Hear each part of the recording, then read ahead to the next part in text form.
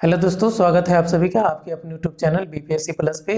दोस्तों, आज के क्लास में हम लोग देखेंगे बीपीएससी पीटी में 120 प्लस स्कोर कैसे करें। और बीपीएससी पीटी में जबकि नेगेटिव मार्किंग अब 68वीं बीपीएससी से लागू किया जा रहा है, उसके बावजूद आप 120 प्लस प्रश्न कैसे सही करेंगे। उसमें एक सबसे बड़ा पोर्शन जो आता है वो आपको साइंस का है। और जो खास करके आर्ट्स बैकग्राउंड के लड़के हैं उनके लिए काफ़ी मुश्किल हो जाता है कि साइंस को कैसे समझे, कौन सी बुक पर है।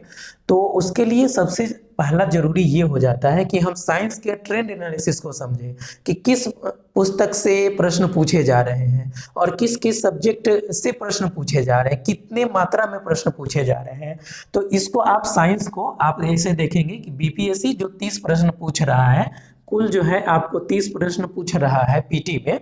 तो इसके लिए आपको ये देखना है कि फिजिक्स से आपको 6 से लेकर के आपको 8 प्रश्न पूछे जा सकते हैं, 6 से 8 प्रश्न पूछे जाएंगे। ये ऐसे सवाल होते हैं जिसमें 1 से 2 नहीं बन सकता है, लेकिन आप जो है 6 सवाल निश्चित तौर पे कर सकते हैं इसमें। अगर हम बात करें केमिस्ट्री का, तो इसमें भी केमिस्ट्री से भी बहुत टिपिकल सवाल नहीं पूछा जाता है। एक सामान्य नॉलेज के बारे में सामान्य ज्ञान रखने वाला कोई भी व्यक्ति जो कि सामान्य विज्ञान की कोई भी पुस्तक पढ़ा है 6 से 10वें तक का, तो आसानी से इसको कर ले जाएगा। हालांकि आपको बार बार कह रहा हूं कि जो आर्ट्स बैकग्राउंड के लोग हैं तो वो अच्छे तरीके से इसको नहीं कर पाते हैं, या फिर 10वीं तक पढ़े उसके बाद भूल गए, तो उनको समझने में परेशानी हो सकता है।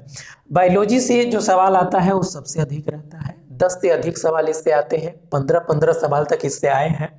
अब हम इसका बुक लिस्ट देखेंगे कि किस बुक लिस्ट से आप इसको प्रिपेयर कर सकते हैं। तो सबसे पहले बेसिक कंसेप्ट के लिए आपको एनसीईआरटी जरूर पढ़ना चाहिए। एनसीईआरटी आपको 6 से लेके 10वां तक का आपको एनसीईआरटी पढ़ना चाहिए। अब कहिए छठा से क्यों?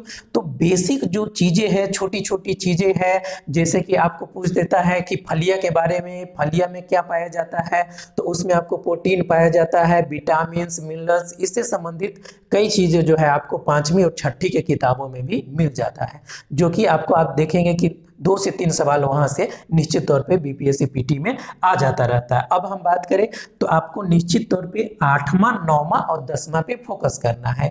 8, 9th और 10th का जो एनसीईआरटी है उसको खासा अच्छे तरीके से आपको समझ में आना चाहिए। कई बार पढ़िए, अगर नहीं समझ में आता है तो कोचिंग ज्वाइन करिए।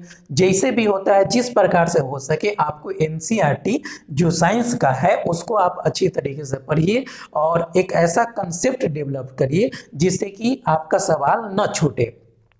अब बात आ जाती है कि दूसरा जो रेफरेंस के तौर पे कौन कौन से बुक पढ़े। तो ये रेफरेंस के तौर पे आप लूसेंट का बुक पढ़ सकते हैं।